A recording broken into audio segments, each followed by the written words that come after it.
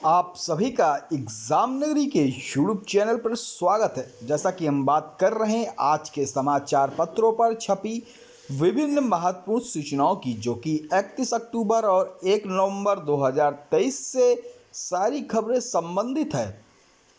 खबर हो यूपी तपेसी की, यूपी पीएससी की, TGT PGT, UP TET seat शिक्षक भर्ती, एसएससी जीडी, रेलवे, बैंक या तमाम यूनिवर्सिटी से रिलेटेड खबरें या उत्तर प्रदेश या अन्य राज्यों से रिलेटेड सभी वो खबरें आपको एग्जाम नगरी 10 से 12 मिनट के वीडियो में प्रोवाइड कराता है। अगर आप सभी भाई बहन चैनल पर नए हैं, चैनल को जरूर लाइक, सब्सक्राइब, शेयर कर दे। देखिए, सब्सक्राइब कर जरूर कर ले और बेल आइकन दबा दे, जिससे कोई भी सूचना वीडियो आप तक सबसे पहले पहुंचे। क्योंकि खबर छोटी या बड़ी अपने आप पे महत्वपूर्ण होती है। तो आशा है आपने चैनल को लाइक, सब्सक्राइब, शेयर जरूर कर दिया होगा, जिससे आपकी ही तरीके और जो भाई बहन उन तक ये सूचनाएं पहुंच सके। चलिए, हरियाणा टेट और यूपी तपेसी 10 लाख के करीब ओटीआर रोजगार नौकरी संबंधी जो बहुत से विज्ञापन जारी हुए हैं। यूपी टेट 1 लाख पदों पर शिक्षा भर्ती, बीएड कांस्टेबल के 7,543 पद, काफ़ी खबरें हैं। इससे ज़्यादा और भी खबरें हैं, उन सभी पर हम बात करेंगे, आपको बताएंगे। अगर आप चैनल पर नए तो चैनल को लाइक, सब्सक्राइब, शेयर कर लें। देखिए, नौकरी के लिए 10 दिन में 3 लाख नए पंजीकरण, बड़ी भर्तियों के लिए तेजी से हो रहे ओटीआर, आयोग की वेबसाइट पर बड़ा दबाव। उत्तर प्रदेश लोक सेवा आयोग यूपीपीएससी की सभी भर्ती परीक्षाओं में आवेदन के लिए वन टाइम रजिस्ट्रेशन ओटीआर प्रक्रिया अनिवार्य किए जाने और पिछले दिनों कुछ बड़ी भर्तियों के विज्ञापन जारी होने के कारण ओटीआर की संख्या तेजी से बढ़ रही। ओटीआर करने वाले अभ्यर्थी का आंकड़ा 10 लाख के करीब पहुंच गया। पिछले 10 दिनों में नौकरी के लिए करीब तकरीबन 3 लाख अभ्यर्थियों ने रजिस्ट्रेशन किए हैं। हालांकि एक साथ बड़ी संख्या में ओटीआर होने के कारण आयोग की वेबसाइट पर दबाव बढ़ा और इस वजह से ओटीआर प्रक्रिया समय से पूरी नहीं हो पा रही है। यही वजह कि आयोग स्टाफ नर्स भर्ती, अपर निजी सचिव भर्ती, सीधी भर्ती की आवेदन तिथि बढ़ानी पड़ी। ओटीआर न होने के कारण अभ्यर्थियों के आवेदन स्वीकृत नहीं हो रहे हैं। नई व्यवस्था के तहत ओटीआर नंबर प्राप्त होने पर ही आवेदन स्वीकृत होंगे। एपीएस भर्ती के लिए 2 बार आवेदन तिथि बढ़ाई जा चुकी है और 2 नवंबर को इस भर्ती के लिए आवेदन की प्रक्रिया पूरी हो जाएगी। वहीं समीक्षा अधिकारी और आरओ सहायक समीक्षा अधिकारी एआरओ भर्ती प्रक्रिया के लिए भी आवेदन प्रक्रिया चल रही है। इस भर्ती के लिए लाखों की संख्या में अभ्यर्थी आवेदन करते हैं। यही वजह है कि ओटीआर संख्या तेजी से बढ़ी है।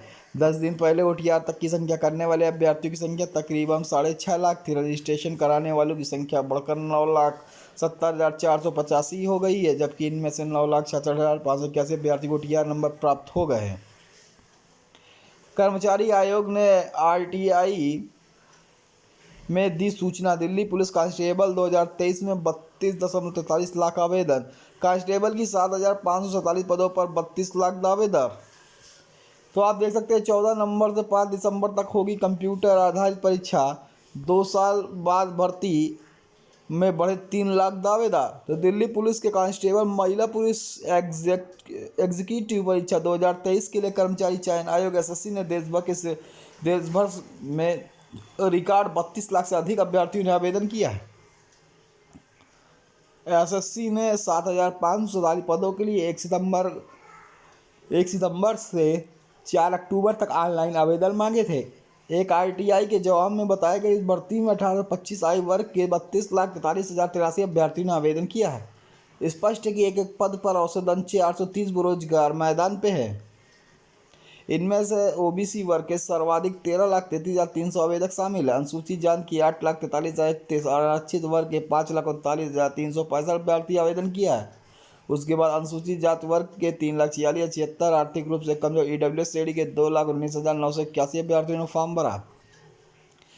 10 लाख के करीब पहुंचा ओटीआर। उत्तर प्रदेश लोक सेवा आयोग यूपीपीएससी की ओर से एआरओ एपीएस की भर्तियां आई तो वन टाइम रजिस्ट्रेशन ओटीआर का ग्राफ तेजी से बढ़ा। ओटीआर में आवेदन करने की संख्या 10 लाख के करीब पहुंच गई है। यूपीपीएससी से नौकरी के इंतजार में 10 लाख बेरोजगार। वन टाइम रजिस्ट्रेशन पॉलिसी लागू होने के बाद सामने आया डाटा। उत्तर प्रदेश सेवा आयोग की साइट पर बढ़ गया प्रेशर। 2 बार आयोग को बढ़ानी पड़ी थी तिथि। PCSJ 2022 का प्राप्तांक और कटऑफ जारी। उत्तर लोक सेवा आयोग मंगलवार को PCSJ का प्राप्तांक से कटऑफ जारी कर दिया। वेबसाइट पर 7 नवंबर तक देखा जा सकेगा। मेंस में सभी अभ्यर्थी अपने रजिस्टर मोबाइल नंबर इस्तेमाल कर देख सकेंगे। सिलेक्टेड कैंडिडेट जनरल का कटऑफ 590 में 650 अंक 590 से 650 अंक था। SC का 522 से 602, 467 से 506 OBC वर्ग का था और 551 से 590 EWS और 562 से 590 था। EWS का 562 से 590 था। चलिए सिंगल बेंच के निर्णय को करेंगे चैलेंज। APS 2023 मामले में हाई कोर्ट के एकल पीठ के निर्णय को चैलेंज करने की तैयारी में है अभ्यर्थी। ये सभी निरस्त की जा चुकी भर्ती बहाल करने का विरोध कर रहे हैं। आरोपी चयन प्रक्रिया के दौरान अनियमितता बरती गई थी, इसलिए यह भर्ती रद्द की जाए और फिर से चयन प्रक्रिया अपनाई जाए। UPSC ने सचिवालय पर निजी सचिव के 176 पदों पर भर्ती का विज्ञापन 2013 में जारी किया था। 2015 इसकी परीक्षा हुई। 2016 में 60 हैंड टाइपिंग टेस्ट हुआ। 1044 सफल अभ्यर्थी को 5 सितंबर 2019 कंप्यूटर ज्ञान परीक्षा में बैठना था, लेकिन परीक्षा नहीं हुई। TT साल्वर गैंग का 37 सदस्य गिरफ्तार। प्रयागराज खुलदाबाद पुलिस ने 1.5 साल से वांछित चल रहे रमेश कुमार चौधरी बबलू गिरफ्तार कर लिया है। जनवरी 2022 को उत्तर प्रदेश शिक्षा पात्रता परीक्षा के दौरान पकड़े गए साल्वर गैंग सदस्य है। इस मामले में कुल 24 आरोपी हैं। जनवरी 2022 में TT पास कराने का साल्वर गैंग पकड़ा गया था। इस मामले में रमेश कुमार चौधरी बबलू की संलिप्तता सामने आई थी। वह 1.5 लाख रुपए में परीक्षा पास कराने के लिए साल्वर बैठाता था। मूल अभ्यर्थी की जगह फोटो बदल कर साल्वर बैठाया जाता था। रमेश को मुखबिर की सूचना सोमवार घूरपुर इलाके से गिरफ्तार किया गया है। नए शिक्षा चयन आयोग नियमावली का ड्राफ्ट शासन से हुआ पास। प्राथमिक से उच्च शिक्षण संस्थानों तक शिक्षक भर्ती करेगा आयोग। राज्यपाल की मंजूरी के बाद प्रकाशित हो चुकी अधिनियम अधिसूचना। प्राथमिक से लेकर उच्च शिक्षा के एडेड संस्थानों तक में शिक्षकों की भर्ती करने के लिए संगठित किए जा रहे हैं। राज्य शिक्षा सेवा चयन आयोग की प्रक्रिया अब एक कदम और बढ़ गई है, बढ़ती जा रही। नए आयोग की अधिसूचना को 17 का 2023 को राज्यपाल द्वारा अनुमति प्रदान किए जाने के बाद इसका प्रकाशन किया गया। इसके बाद समिति ने नियमावली का ड्राफ्ट तैयार किया, जिससे शासन में मंजूरी मिल गई। अब इसे कैबिनेट में पेश किया जाएगा, जहां मंजूरी के बाद आयोग की गठन प्रक्रिया पूरी की जाएगी। मुख्यमंत्री आदित्यनाथ प्रदेश के प्राथमिक माध्यमिक उच्च शिक्षण एडेड संस्थानों और तकनीकी शिक्षण संस्थानों की में शिक्षक भर्ती के लिए अलग अलग भर्ती व्यवस्था खत्म कर नया आयोग गठित करने जा रहा है। जनवरी 2023 में दिया था। उत्तर प्रदेश शिक्षा पात्रता परीक्षा UPTT का दायित्व उत्तर प्रदेश परीक्षा न्याय प्राधिकारी PNP से हटाकर इसी आयोग को सौंपा गया। मुख्यमंत्री की घोषणा पर प्राथमिक से लेकर उच्च एडेड शिक्षण संस्थानों तक में शिक्षकों की भर्ती का परीक्षा कराने वाले PNP उत्तर प्रदेश माध्यमिक शिक्षा सेवा चयन आयोग बोर्ड उत्तर शिक्षा चयन आयोग चयन प्रक्रिया ठप है। नाराज प्रतियोगी ने लोकसभा चुनाव में आचार संहिता लगने से पहले आयोग गठित कर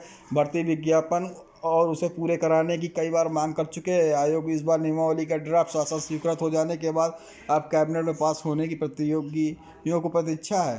फैसला शिक्षा विभाग की प्राथमिकता के आधार पर कर रहे तैयारी। नवयुक्त शिक्षक ग्रामीण स्कूलों में पदस्थापित होंगे।